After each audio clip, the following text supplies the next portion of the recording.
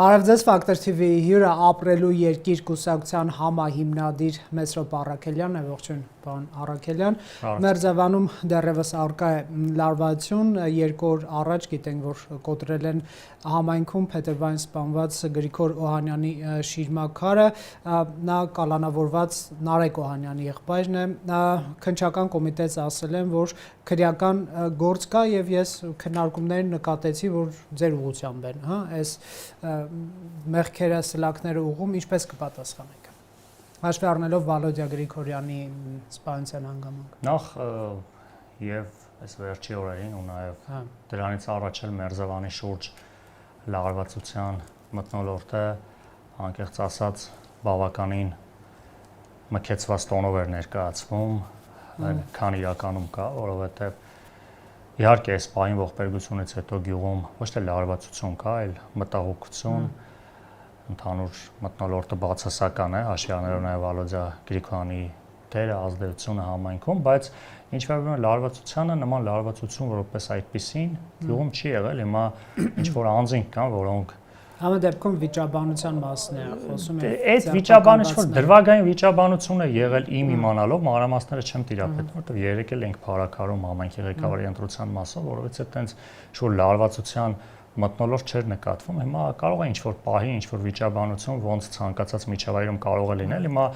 զգայուն թեմա է եւ Մերձավանում կամ փառակար համայնքում ամեն փոքր երևույթ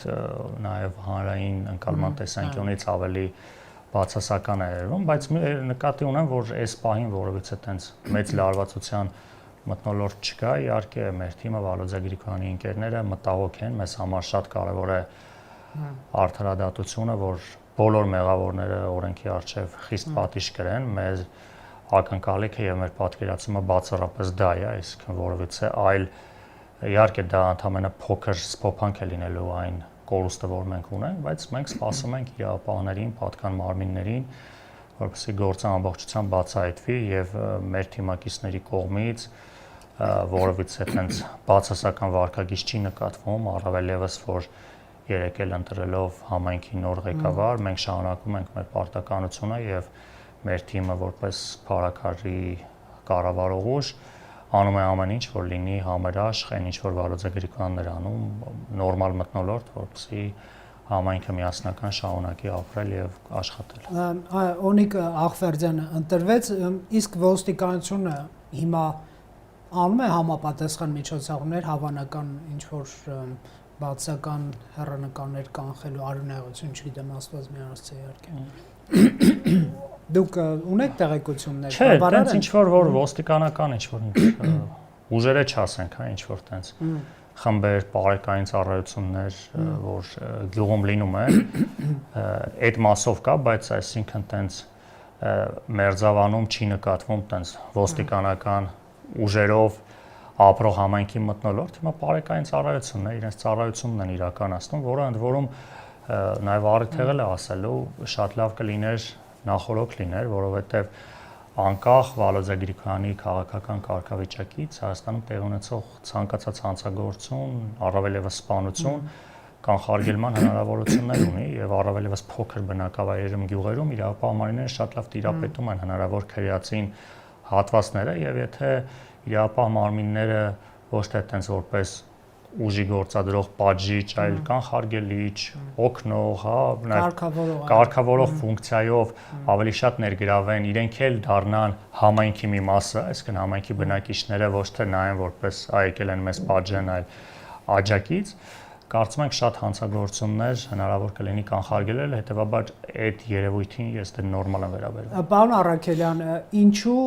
ի տարբերություն իրավապահներին, որ այս գործը բացահայտված են համարում ձեր քաղաքական ուժը եւ պարոն Գրիգորյանի ընտանիքը ինչքան որ ես տեղյակ եմ, համարում են, որ այս երիտասարդի 20-ամյա ցուցմունքը բավարար չէ համարելու, որ այսպես գործ ամբողջությամբ բացահայտվեց։ Ինչ հարցեր կան այդ։ Տեսեք, իրավապահ մարմինները իշխանության քաղաքական թեզերի շրջանակներում սպանության հաջորդ օրերին, երբ առաջին անձը կալանավորվեց, ձերբակալվեց, կալանավորվեց, միանգամից հայտարարություն արեցին, կարծեմ ՆԳՆ խոսնակի մակարդակով, որ սպանությունը բացահայտված է։ Հետո եւ կենցաղային հողի վրա։ Սա, բայց հետո ժամեր անց արդեն հաջորդ գիշերը ձերբակալում է մի անձի, որ պարզվում է դա է սպանողը։ Սա ուղղակի խայտառակություն է, այսինքն ես հասկանում դրա համար պատասխանատվություն ինչ-որ մեկը կրում է, որ մարդն ձերբակալում, ասում են սպանությունը բացահայտված է, հաջորդ օրը պարզվում է, որ այդ մարդը չէր սպանողը, այլ ուրիշն է, առնվազն գոնե այս պահի նույն իրավապահների հաղորդագրության հիման վրա։ Վալոդզա Գրիգորյանը բազմիցս ասել ենք, չուներ որևիցե անձնական կենցաղային կամ այլ հարթության վեճ, տարաձայնություններ, այդ թվում նաև եղբայրը, որովհետեւ առնչություն չեն ունեցել Փետրվարյան միջադեպի հետ, որովհետև Փետրվարյան միջադեպի մասով կա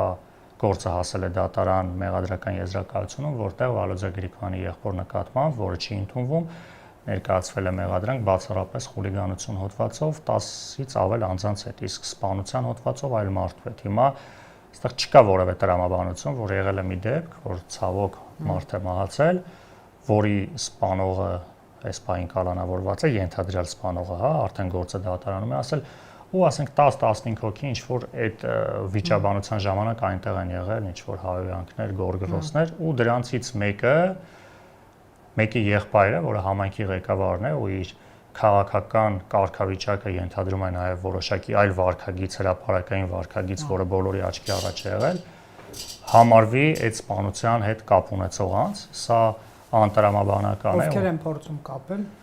Դե իշխանությունը կապում են այդ Փետրվարյան դեպքերի հետ, որտեղ չկա որևէ։ Հիմա սա ընդունված ու տեխնոլոգիա ասենք կամ ինչ որ ձև ասենք, որ շատ հաճախ սպանություններում ներգրաված են լինում մարդիկ, որոնց մոտ ինչ որ sense լեգենդ են հնարում այդ սպանվող մարդու հետ որոշակի կապի, որոշակի խնդիրների, որը տենց ուռճացնում են, այսինքն որ չլինի այն դասական հա փողով վճարվող կիլլերի կատարած գործ, հա դիմակով որ գնում մարդն սպանում տենց ու կորում են, այլ որ իբր թե սպանության մոտիվացիան ավարտվում է իր անձնական մասով, այդ անձնավորությունը Մերձավան գյուղում վերջերս է տեղափոխվել, այսինքն նույնիսկ չեն ճանաչել Գրիգորյանների ընտանիքը այս անձին, որովհետեւ շփում չի եղել, միայն այս ժամանակ են բացահայտել, այսպես ասած, որ նման մարդ է ապրում ընդհանրապես Մերձավանում, այսինքն չէր կարող որևէ շփում ունենալ որևէ միջադեպ։ Վալոդզա Գրիգորյանի աշխատանքն էլ եղել է հրապարակային եւ եթե նույնիսկ մի փոքր նշույլ լիներ Վալոդզա Գրիգորյանի կապը Փետրվարյան դեպքերի հետ, ակնհայտ է, որ իրավապահները կամ առնվազն գոնե քաղաքական մակարդակով դրա մասին կբարձրաձայնեն։ Ամեն դեպքում իրավապահները կարծես վրեժխնդրության վրա են տանում, որ իր ընկերն է եղել, սպանված է եւ պես վիրավորված վենդետա է իրականացրել։ Լեմ ասում, ումից է վենդետա իրականացրել մի մարդուց, որ այդ դեպքի հետ կապ չունի, եթե Վալոդզա Գրիգորյանը կապ ուներ Փետրվարյան դեպքերի հետ, այս մարդիկ էլ, որոնք ԿՊ-ական վերնախավն են այդ համայնքի, բա ինչի իրավապահների նման ինֆորմացիա չէին փոխանցում, ինչի Վալոդզա Գրիգորյանի մասին չկար ցուցմունքներ, եթե գիտեին իրանք, հա, ինչի չէր կալանավորվել քրեական գործ հարուցել, ել չեմ ասում, նույնիսկ ասում եմ մի փոքր եթե տենց դրվագ լիներ քաղաքական տեսանկյունից շատ ավելի մեծ ողջավորությամբ կկալանավորվեր ընդդիմադիր համայնքապետը հələ ընտրություններից առաջ դեպք տեղի ունեցել ընտրություններից առաջ, այսինքն ակնհայտ է, որ բացառված է որևէ մասնակցություն Վալոդզա Գրիգորյանի կողմից, ընդ որում սա կես տարի հետո եղել է, այնպես չէ, որ ինչ որ ողբերգություն է լինում դրանից ժամեր հետո ինչ որ ազդեցության տակ չես գիտակցում, հա գնաս փորձես վրեժ լուծել, հետո parzavի սխալ մարդ էր, այսինքն 6 ամիս խոսքը գնում է պլանավորման մասին, 2-3 ամիս գնում են կրակել են սովորում ապօրինի զենքով, այդ ընթացքում այդ ինֆորմացիան ովքեր են ներգրաված եղել, հետո վա զենքը տվեում հետ են գնացել կրակել, այսինքն այնքան ստեղ հարցեր կա։ Դուք կասկածում եք, որ միայնակ չի։ Այո, մենք կասկածում ենք, որ միայնակ չի, մեր հանրային կարգավիճակը հաշվի առնելով որևէ վարկած առաջ քաշելու կարիք չենք տեսնում, բայց առավել եւս որ իրավապահները այն ինֆորմացիան, որը մենք տիրապետում ենք, առնվազն այդ ինֆորմացիան իրանք տիրապետում են, թե այս անձինք ում հետ ինչ կապեր ունեն, ինչ ազդեցության տակ էին գտնվում, եւ մենք հակված ենք սպասել եւ նաեւ պահանջատել լինել, որպեսզի իրավապահները բացահայտեն գործը ամբողջությամբ, որովհետեւ սա բացի այն որ կարեւոր է արդարադատության վերականգնման համար, նաեւ հենց համայնքի համար է կարեւոր, որ բնակիչները այս մտահոգությունները, տեսեք, յուրաքանչյուր անձ անկախ քաղաքական դաշտից նկատի ունեմ, իրավունք ունի որևէ մտահոգություն ունենա, որևէ կասկածներ, վարկածներ, ինձ հետ զրույցներով է տարբեր վարկածներ են առաջ քաշում, տարբեր անձանց են մեջ բերում։ Իրավունք ունեն այդ մարդիկ ասեն, առնվազն եթե ես չունեմ դրա հակափաստարկը, պետք է գոնե լուր լսեմ։ Հետևաբար ես մեկ անգամ եւս հորդորում եմ իրավապահներին բացառապես պրոֆեսիոնալ շրջանակներում շարունակեն այս գործի քննությունը ու տուրք չգնան նույնիսկ հանրային հետաքրքրությանը, լրագրողական հետաքրքրությանը, այլ կատարեն պրոֆեսիոնալ աշխատանք, երբ որ կավարտվի գործը, մեղադրական եզրակացություն կլինի, գործը կուղարկեն դատարան, հանրությունը լրագրողներն կիմանան, պետք չէ հանրային հետաքրքրությունը բավարարելու համար սկսել ինչ-որ վերլուծություններ անել, ընթացիկ ինֆորմացիաներ, որոնք հետո կարող են փոխվել։ Ընդ որում ինֆորմացիա, որը իրենց տիրույթում է չէ, հա, կա սկզբից ոստիկանությունն է հաղորդագրություն տալիս, բայց բարձրացնում այդ գործը բնականաբար պետք է քննի քննչական կոմիտեն, այսինքն այս տեսանկյունից մտահոգությունները բավականին մեծ են, հույս ունենք, որ իրավապահ մարմինները առնվազն որ իրենց ասելով, հա, բացահայտել են սպանություն կատարող անձի, հետագա բացահայտումը շատ ավելի մեծ շանսեր ունի։ Իսկ ձերբակալված անձը, ում տանը նաև հայտնաբերել են այդ այրված պայուսակը եւ այլն ըստ իրավապահների, նա այսպես ձեր կարծիքով վերջին օղակն է այս պատմության, թե ասենք պատվիրատուների Չէ, վերջին օղակը չէ, հիմա գոնե այն ինֆորմացիան առնվազն կան մարդիկ, ովքեր աջակցել են, մարդիկ կան, ովքեր տեղեկացված են, այո, որովհետև եղել է նախապատրաստական մեծ փուլ, մի քանի ամիս, հետևել, զենքով կրակել, սովորել։ Ես չեմ ուզենա ինչ-որ տերմիններ օգտագործել իրավական, որոնք սխալ կլինեն, ասենք պատվիրատու անվանեմ, հնարավոր է մարդիկ տեղյակ են եղել, մարդիկ ինչ-որ ձևով սատարել են, խոսքով, հա, դրդել են գործողությունների շատ հաճախ, չէ, խրախուսել են, այսինքն այդ տեսանկյունից իրավական ձևակերպումները թողենք իրավապահ համակարգին, թե գործում ներգրաված մարդիկ ով ինչ մեղքի բաժին ունի, առավել եւս չեմ ուզենա ենթադրալ ինչ-որ անձանց մեղադրանք կամ վարկած առաջ քաշեն, որ հետո սխալվեմ, հետեւաբար այդ տեսանկյունից նաև իմ մնացածի կասկածները փարատելու համար իրավապահների աշխատանքը խիստ անհրաժեշտություն է։ Շատ լավ, այդ օրերին, երբ որ շատ լարված էր իրականում իրավիճակը, անգամ Նիկոլ Փաշինյանին մեղադրեցին տարբեր ուժեր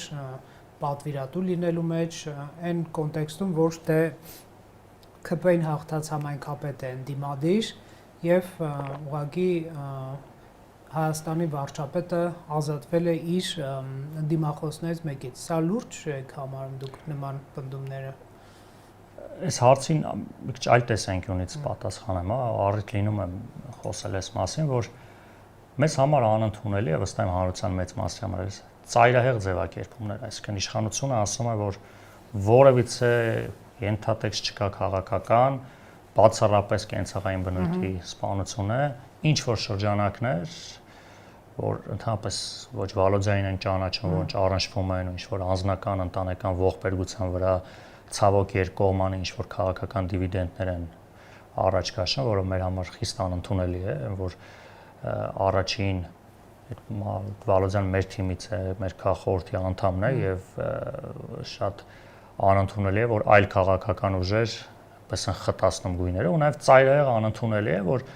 հակառակ տեսակետն է, որ մի ժամ հետո արդեն տենց գործը բացահայտում են, ընդ որում սա բոլոր ոլորտներում է, չէ՞, այսինքն կա որ իշխանությունը այս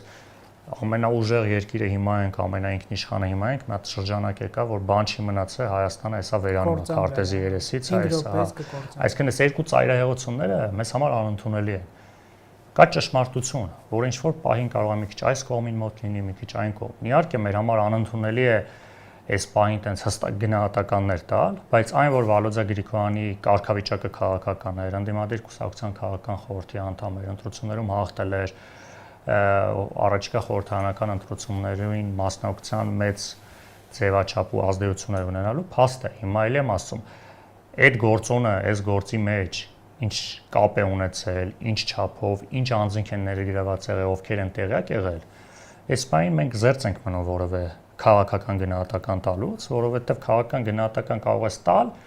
իրավական գնահատականի մասին։ Այսինքն, երբ որ հիմա դատարանը որոշում կկայացնի, որ վերջ այս երկու հոգին են մեղավոր, այս երկու հոգին գնացին դատապարտվեցին։ Եվ մոտիվացիան པարս։ Հա, ու տենց ոչինչ, հա, կամ այդ ժամանակ մենք կարանք ունենանք մտահոգություն, ասենք, մեր կարծիքով սա չէ, մենք ունենք նման ինֆորմացիա։ Էլ եմ ասում, այս պահին մենք ունենք որոշակի տեղեկություն, որ իրավապահները շարունակում են աշխատանքը։ Մենք հակված չենք անընդհատ այս թեման այլ հարթության մեջ քննարկման առարկա դարձնել, իրավապահներին է քաշել հանրային ու քաղաքական քննարկման մեջ։ Ընդհանրապես գործի ամբողջական բացահայտմանը չի վնասում, եւ որ մենք կարծում ենք, որ վարչապետին մեղադրում են նման պատվերի մեջ, էլի։ Ես հիմա չեմ ուզում նաև ասել, թե որտեղից սկսեց, հա, նույն իրավապահ մարմինների հանրային ներգրավվածությունը, որովհետև տեսեք, մենք առնվազն մեր կուսակցությունը այս թեմայով նաև մեր համար անձնական ողբերգություն է, սկզբից պահում էր ուղղակի լրություն միայն որպես ողբերգություն, բայց երբ որ տեսնում ես, որ ինչ որ նույն իրավապահները սկսում են արդեն ինչ որ քաղաքական վերլուծություններ անել, ստիպված ես ճշմարտությունը գոնե մատուցել հանրությանը։ Էլ եմ ասում, մենք ամենևին հակված չենք անընդհատ այս թեման շահարկել առավելևս քաղաքական տեսանկյունից։ Մեր դիրքորոշումը հստակ է։ Մենք հետևողական ենք լինելու, որպեսզի իրավապահ մարմինները այս գործով հստակ զբաղվեն եւ գործը բացահայտվի։ Բացառապես պահանջատիրություն ուղղված իրավապահ համակարգին։ Հուսով եմ, որ իրավապահները գոնե այս վերջին օրերին դադարել են քաղաքական գնահատականներ տալ, եթե իրենք լուր աշխատում են, մենք բացառապես մեր խոսույթը լինելու է պահանջ գործի ամբողջական բացահայտման ու արագ բացահայտման։ Շատ լավ, պարոն Առաքելյան, տեսնում ենք, որ Հայաստանում խորհրդարանական ընտրություններ մոտ 8 ամիս կա, բայց բավականին, ասես, թեժ իրադարձություններ են, հրապարակային բանավեճեր են, բանավեճերի առաջարկներ են եւ թատերաբեմում, այսպես ձևակերպենք, խորհրդարանական ընդդիմությունը եւ իշխանությունը։ Ձեր կուսակցությունը կարծես մի կողմ է մղված, ճիշտ եմ հասկանում։ Չէ, դա ասում եմ մեդիա դաշտից դուրս կա իրական կյանք, որը ամենևին Facebook-ը մեկ էլ հարցազրույցներն ու մեդիաները չեն, մարդկանց ճնշող մեծամասնությունը այդտեղ չի ապրում, որտեղ որ ապրում են խորհրդարանական երեք ուժերը, ել չասեմ, որ բավականին մեղմ ասած ոչ դրական է վերաբերվում խորհրդարանին ու խորհրդարանը մերձ իրադարձություններին, այն ինչ որ տեղի ունենում այդ փակ միջավայրում, դա այն չէ, ինչ որ երկրում տեղի ունենում, առավելևս հանրությունը այս վստահություն դրանով չի ապրում։ Այն օրակարգերով, ինչ որ այս երեք քաղաքական ուժերը փորձում են առաջ քաշել, իրենց թիմակիցները, իրենց համակիրները, հանրության մի հատվածը որպես ինֆորմացիա տեղյակ է, բայց հաստատ իր առօրյան չի կառուցում խորհրդարանական ուժերի օրակարգով։ Ինչ վերաբերում մեր թիմին, մեր թիմը հանրությանը շարունակում է աշխատել։ Բնական է, կարող է հանրային ընկալման մեջ կամ մեդիա տիրույթում կան այլ ուժեր, որոնք ավելի ակտիվ են կամ ավելի հետաքրքիր են մեդիայի համար իրենց օրիգինալ, հա, դրական բացասական վարքագծով եւ խոսույթով։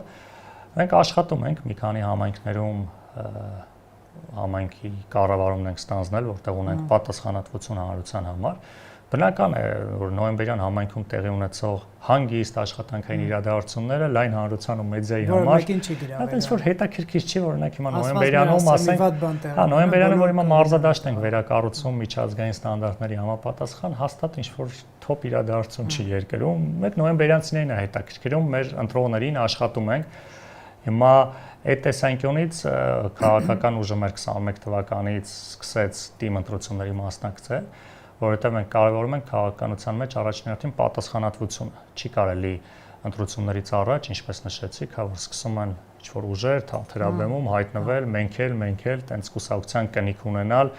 գալ ընտրությունների մասնակցել, հետո ընտրություններից հետո կնիքը դնել սեյֆում, 4 տարի հետո սեյֆի բանալին ման գալ նորից ընտրությունների մասնակցել։ Ես նկատել եմ, որ ձեր կուսակցությունը հատկապես մարզերում ակտիվ է, այսինքն թիմերում դուք փորձում եք այսպես գտնել չգիտեմ, առաջնորդ ասեմ կամ մարդկանց, ովքեր ազդեցիկ են, ինչ որ հաջողության են հասել, սա հատուկ տեխնոլոգիա է։ Ինքը տեխնոլոգիա չասենք, ինքը մեր կարծիքով քաղաքական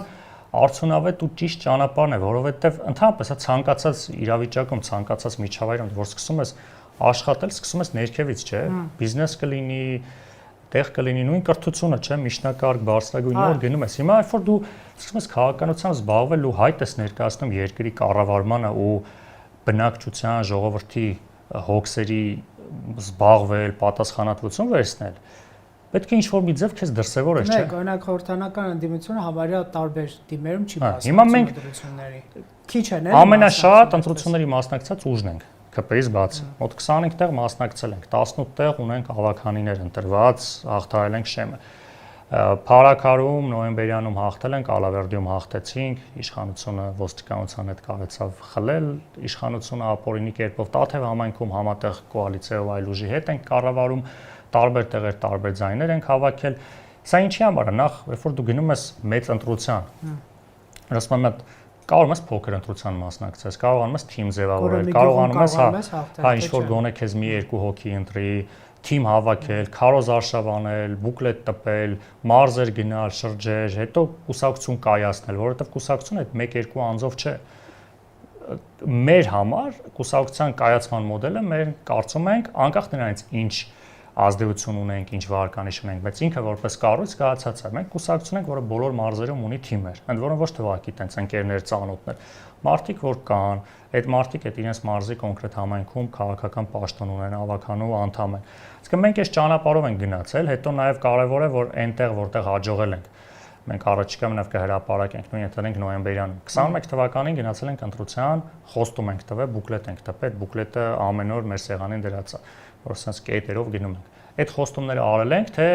գնալու ենք ասենք դե գիտեք ինչ ռուսներն էին մեղավոր, ամերիկաներ մեղավոր, էսեր մեղավոր, դրա համար նոյեմբերյանում ասենք այս ինչ բանը չարեցին։ Իսկ մենք նաև մեր համար էր կարևոր, մենք որ հիմա գնանք ժողովրդի մոտ ասենք Ժորժա, մենք ստեղ հաղթել ենք, մեզ վստահել եք,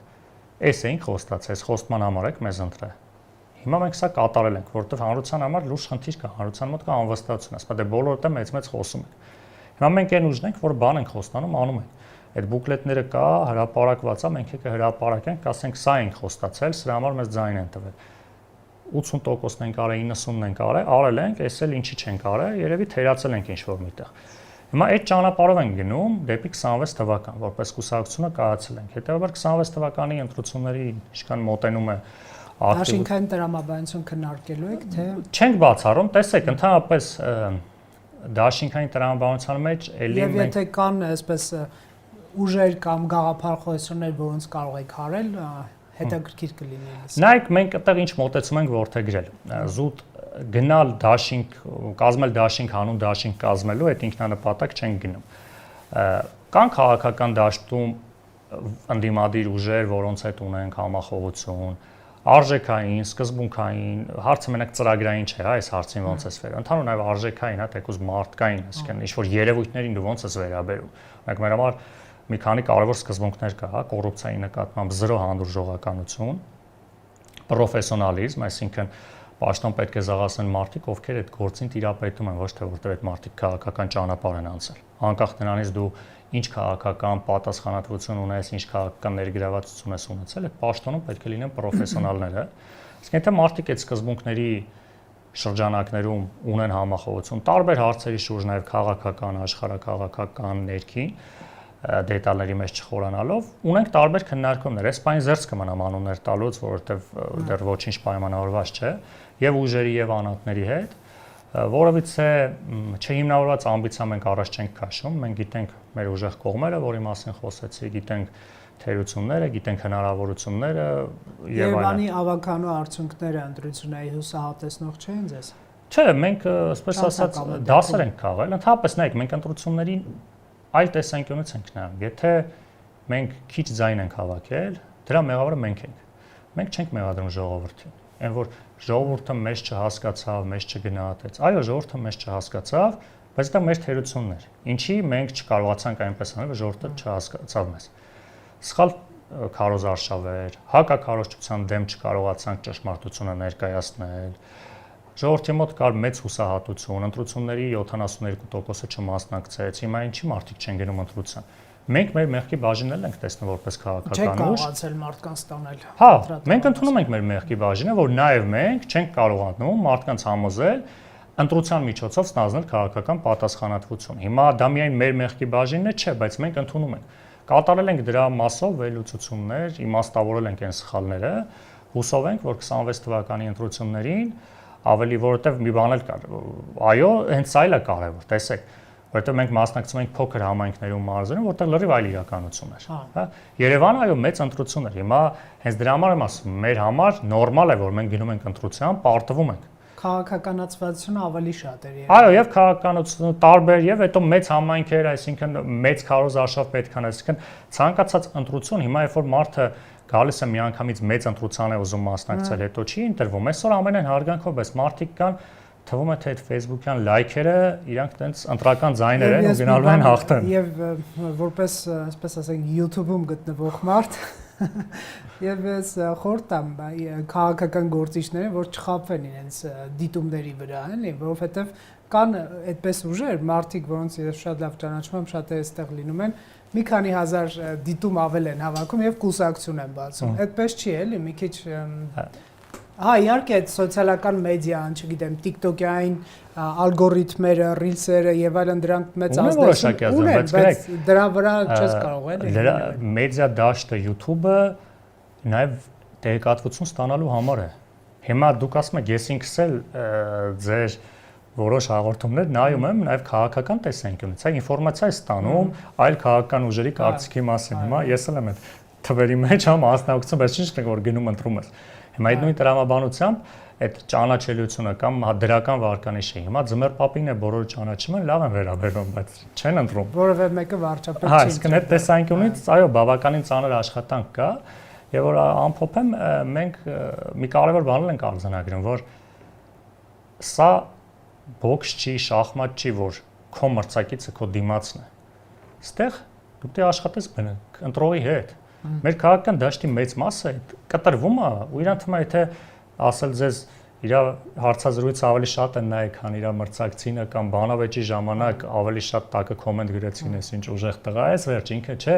խնդիրը ժողովուրդն է, այսինքն մենք գնում ենք ժողովրդի հետ հայհոյեց։ Հա, մենք գնում ենք ժողովրդի հետ աշխատելու, ժողովուրդն է մեզ ընտրելու։ Ասեմ ձեզ, Փաշինյանը բավական ուժեղ մրցակից է ձեզ այդ իմաստով, որովհետև նրան ամբողջ օրը այսպես քաղաքներում եւ գյուղերում կարելի է։ Մենք ընդունում ենք գիտություն, ամենևին այդ ծայրահեղությունների մեջ էլ չենք, որտեղ Փաշինյանը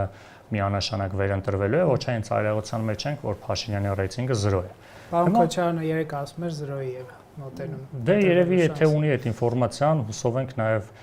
հանրությանը կներկայացնի, որ հանրությունը ավելի վստահ լինի, որ Փաշինյանը գնալու է, առավելևս եթե կան կարող ենք էլ ոչինչ չանել, եթե փաստը կա էլ։ Միգուցե նա ձեզ դեմոտիվացնելու նպատակով էր